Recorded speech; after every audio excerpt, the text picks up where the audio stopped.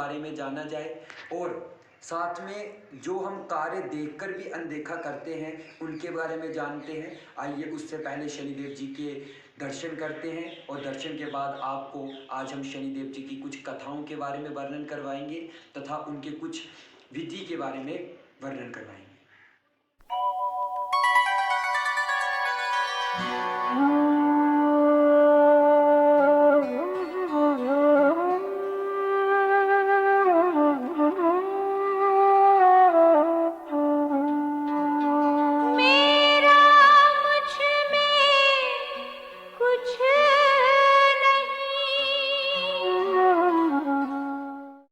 आपने देखा कि शनिदेव जी के जो नेत्र थे उन पर एक काली पट्टी बांधी हुई थी। ऐसा क्यों है? जिन व्यक्तियों को वेद शास्त्र पुराणों के बारे में ज्ञात नहीं होता वह कहते हैं कि शनिदेव जी की दृष्टि को स्त्री ने कभी नहीं देखना चाहिए। हाँ, ये सही है, परंतु एक पुरुष को भी कभी भी शनिदेव की दृष्टि को नहीं देखना चाहिए। ऐसा क्यों? एक बारी राजा दशरथ जी जो अयोध्या के राजा थे, राम जी के पिता, वह 3 राजाओं के साथ नवग्रहों की सैर पे थे। 8 ग्रहों पे जब बैठ गए उनका बहुत सत्कार हुआ। जब वह 9वें ग्रह शनि ग्रह पे पहुंचे तो उन्होंने देखा कि शनि देव का जो दरबार था उसका जो दरवाजा था वह बंद पड़ा। तो राजाओं ने सोचा कि आवाज लगाते हैं। उन्होंने शनिदेव जी को आवाज लगाई तो शनिदेव जी अंदर से बोले कि हे राजाओं, कृपया करके कुछ क्षण के लिए रुको। तो शनिदेव जी ने कुछ क्षण के बाद दरवाजा खोला और उनको कहा, आइए भोजन ग्रहण कीजिए। और शनिदेव जी ने अपनी आसन दीवार की तरफ कर लिया और अपना मुख दीवार की तरफ कर लिया। अन्य राजाओं ने भोजन ग्रहण कर लिया, राजा दशरथ ने भोजन नहीं ग्रहण किया। राजा दशरथ कहने लगे कि जिस व्यक्ति ने हमें अपना मुख नहीं दिखाया उस घर में हम अपना भोजन कैसे ग्रहण कर सकते हैं? कहा जाता है जो मृत्यु लोक, मतलब कि जिस लोक में हम हैं, इसको मृत्यु लोक कहा जाता है। मृत्यु लोक का मनुष्य जब एक जगह पे अटल हो जाता है वह कभी हटता नहीं, पर ज्यादातर मृत्यु लोग गलत जगह पर ही खड़े होते हैं। तो राजा दशरथ कहने लगे, जब तक शनिदेव जी मुझे अपना मुख नहीं दिखाएंगे तब तक मैं शनिदेव जी के घर से भोजन ग्रहण नहीं करूंगा। तो शनिदेव जी ने बहुत समझाया कि हे राजा, यदि आप मेरी दृष्टि को देखोगे आपके कुल का विनाश हो जाएगा, हो सकता है कि आपके प्राण भी चले जाए। राजा दशरथ कहने लगे, आज कुछ भी हो जाए मैं आपकी दृष्टि देखे बिना भोजन ग्रहण नहीं करूंगा। तो शनिदेव जी ने कहा कि यदि ये हमारे यहाँ से चले गए तो हमारी बहुत ही निंदा होगी। शनिदेव जी ने झट से अपना मुख राजा दशरथ जी के समक्ष कर दिया। जैसे ही उन्हें राजा दशरथ जी के सामने अपनी दृष्टि और राजा दशरथ जी की दृष्टि को मिली, वैसे ही राजा दशरथ जी शनि लोक से नीचे गिरने लगे।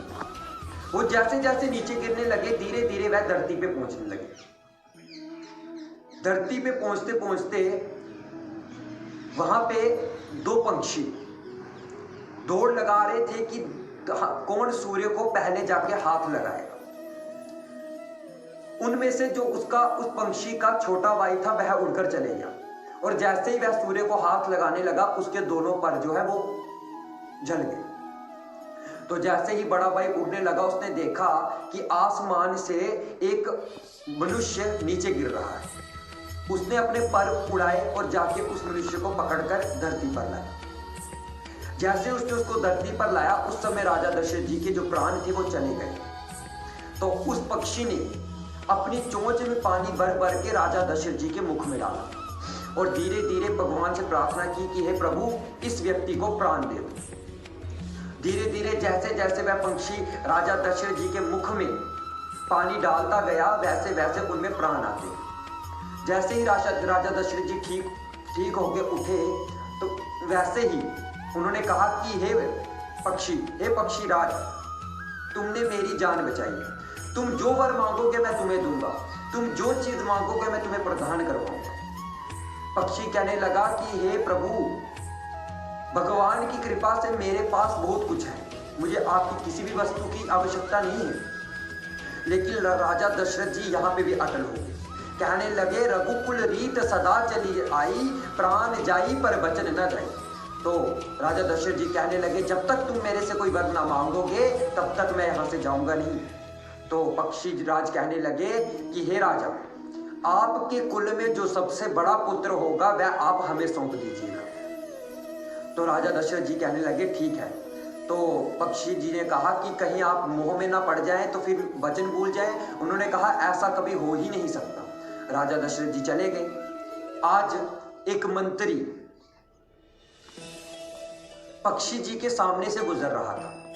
उन्होंने देखा, पक्षीराज ने देखा कि मंत्री आज बहुत ही स्वर्ण मुद्राओं से लथापथा है, आज बहुत ही बड़ा हाथ मार के आया लगता है। उसने मंत्री जी से पूछा कि हे मंत्री, आज क्या है जो इतना कुछ लेकर आए हो? तो मंत्री ने कहा, अरे तुम्हें नहीं पता राजा दशरथ जी के घर में पुत्र हुए हैं? पक्षीराज ने कहा, पुत्र हुआ है? उसने कहा, एक नहीं चार हुए हैं। पक्षीराज जी कहने लगे, आज मेरे जो उन्होंने वचन दिया था वो आज पूरा करने का समय आ गया। तो पक्षीराज चले गए अयोध्या। जब अयोध्या पहुंचे उन्होंने देखा कि दूर लंबी लाइन लगी हुई है भक्तों की। वह सभी लोग राजा दशरथ जी को दान दे रहे हैं और वह दान लेने के लिए आए हुए हैं। तो पक्षीराज वहां पे आकर खड़े हो गए। धीरे धीरे संख्या कम होती गई और पक्षीराज राजा दशरथ जी के करीब पहुंचते गए। राजा दशरथ जी ने दूर से ही पक्षीराज को देख लिया। जब उन्होंने पक्षीराज को देखा तो उनके पसीने छूटने लगे, वह कांपने लगे कि अब मैं क्या करूंगा। पक्षीराज पास पहुंचे और कहने लगे कि हे प्रभु, आपने मुझे जान पहचान लिया? तो राजा दशरथ जी कहने लगे कि नहीं। पक्षीराज कहने लगे कि इतनी जल्दी आप भूल गए? राजा दशरथ जी कहने लगे नहीं, हाँ मैं बहुत भूल गया हूं, मेरी याददाश्त कमजोर हो चुकी है। पक्षीराज कहने लगे, मैं वही हूं जिसे आपने वचन दिया था कि मेरे कुल में जो पहला बड़ा पुत्र होगा वो मैं आपको सौंप दूंगा। राजा दशरथ जी कहने लगे कि हाँ दिया था, पर मैं वो वचन नहीं पूरा कर सकता। पक्षीराज ने कहा कि राजा, एक गड्ढा खोदो, उसमें एक ईंट पे लिख दो कि रघुकुल रीत सदा चली आई, प्राण जाई पर वचन न जाई, और फिर उस गड्ढे को बंद कर दो, क्योंकि अब ये तुम्हारी रीत किसी काम की नहीं है। राजा दशरथ जी को बहुत लज्जा आई। उन्होंने कहा कि हमारी पीढ़ी ये कार्य करती आ रही है और आज मेरे खातिर ये कार्य खत्म हो जाएगा। तो राजा दशरथ जी ने अपने मन पर पत्थर रख के उनको अब बड़ा पुत्र सौंप दिया। उन्होंने सोचा कि ये तो पक्षी है, ये कैसे लेकर जाएगा। जैसे ही राजा जी ने पुत्र को पक्षीराज को सौंपा तो पक्षीराज जी ने अपना विशाल रूप धारण किया और अपने पंजों में पुत्र को उठाकर ले गए। और जैसे जैसे वह आसमान में उड़ते गए वैसे वैसे राजा दशरथ जी मूर्छित होने लगे।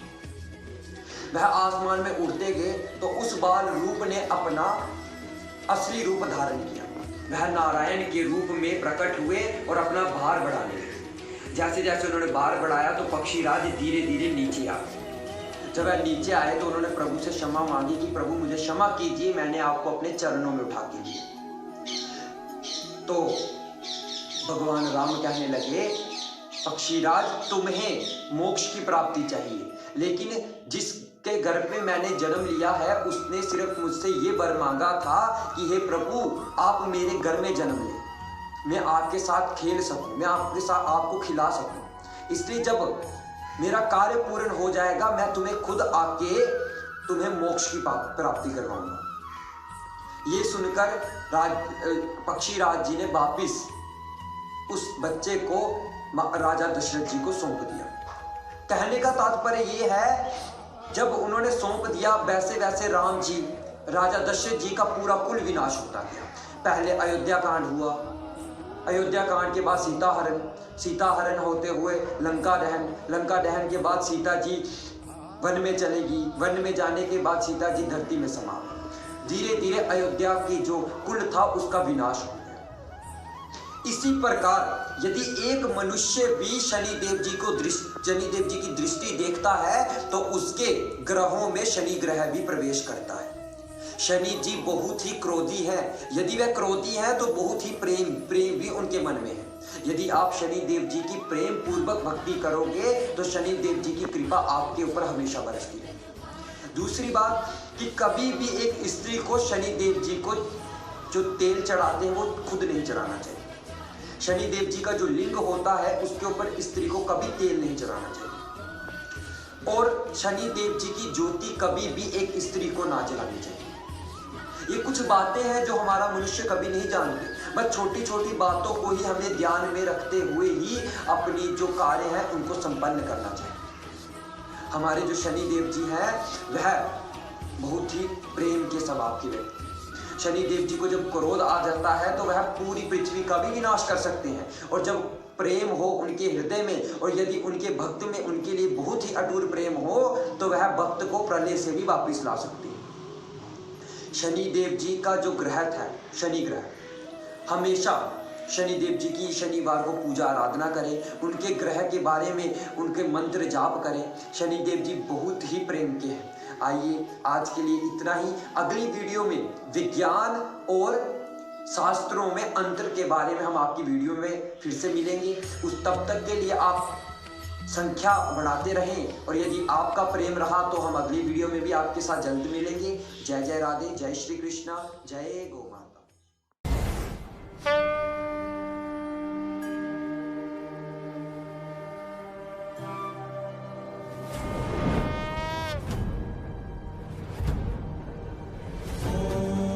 त्र्यंबकं यजामहे